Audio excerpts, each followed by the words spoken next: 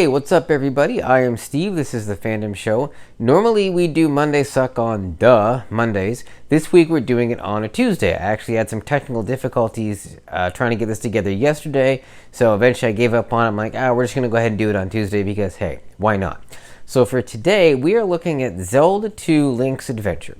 This was the second Zelda game released on the NES, and oh boy. I'm a huge fan of the Zelda series. I've loved virtually every Zelda game I've ever played, except this one. It's really considered something of the bastard child of the franchise, and it's one of those games that unfortunately hasn't gotten any better with age. So why isn't this game very good? And let me say, it's not like one of the worst games ever made, but I think it's probably one of the more subpar Nintendo first-party games that's ever been made. So why is it not that great? Well, a number of reasons. First of all, obviously it changes things up radically from the first Zelda game. There's still an overworld in which you go into caves and dungeons, and the similarities end pretty much about there. The rest of the game is a side-scrolling action-adventure game / almost side-scrolling RPG.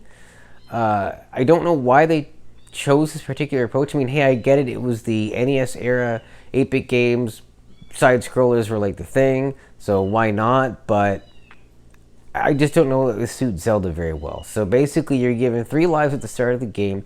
You have to go around the map, beat 7 different palaces, and then defeat a final boss to wake Zelda, who is apparently not the Zelda from the first game. The backstory to this game doesn't specifically tell you that, but canonically it is supposed to be a different Zelda. Why are there 2 Zeldas? I don't know. This game is kind of all over the place. What are you going to do?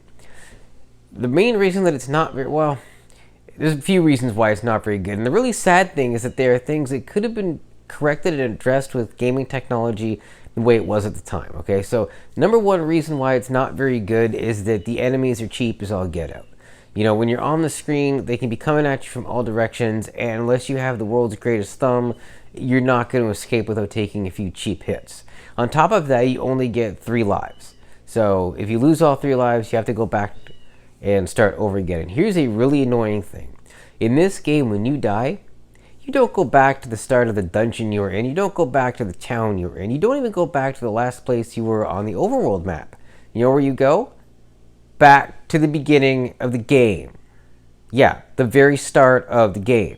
So if you're way on the other side of the overworld map in Dungeon 6 and you're almost at the boss and you screw up and die and you have no lives left, you've got to go all the way back to the start of the game. You now have 3 lives to get back across the map, through a bunch of caves and junk, back into Dungeon 6 and hopefully back to the boss before you die again, unless you have to go all the way back to the start of the game and repeat the process. I want to find the person that decided to do this and punch them in the nuts. Like, seriously. The first Zelda game wasn't even this cruel. In that game, yeah, if you died in the overworld, you went back to the beginning, but if you died in a dungeon, you just went back to the start of the dungeon.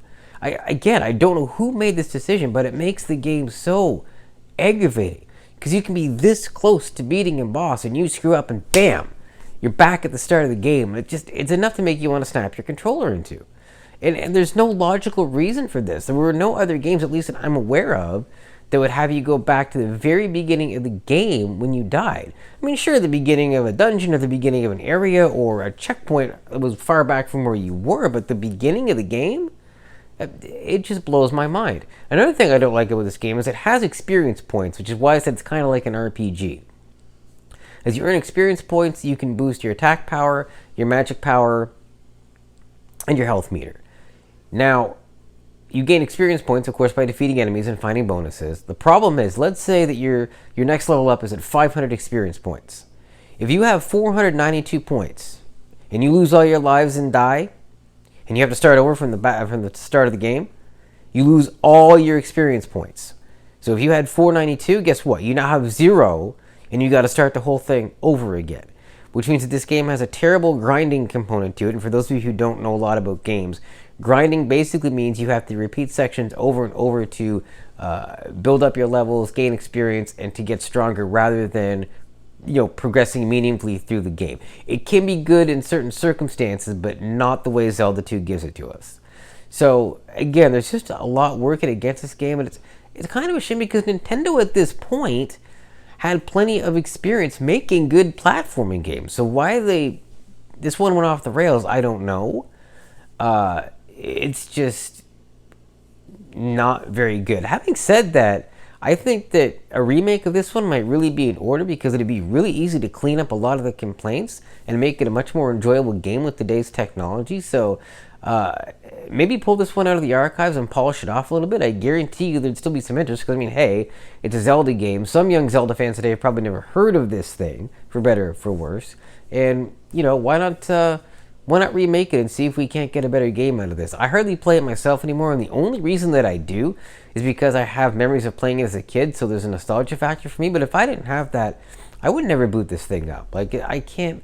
It's not a horrible game. Graphically, it looks okay. The music is quite good, and some of the dungeon design is a bit creative, but it's just overly frustrating. And again, when you die, you have to go back to the beginning, and I don't care how understanding you are of the way these games work. When that happens to you at a very bad time, it is going to drive you nuts. So I really wouldn't recommend going back to play this. I mean, by all means, if you want to just check it out, see what it's all about. But trying to play through it, it's just not good. And it's really a shame that something like this got the Zelda name slapped to it, because there's so many much better games that are part of this franchise. So I don't know what was going on with these Zelda 2, but I'm glad that we have since moved on far away. That's it for Monday/Tuesday Suck. We'll be back with more new episodes next Monday. Thanks for watching, guys.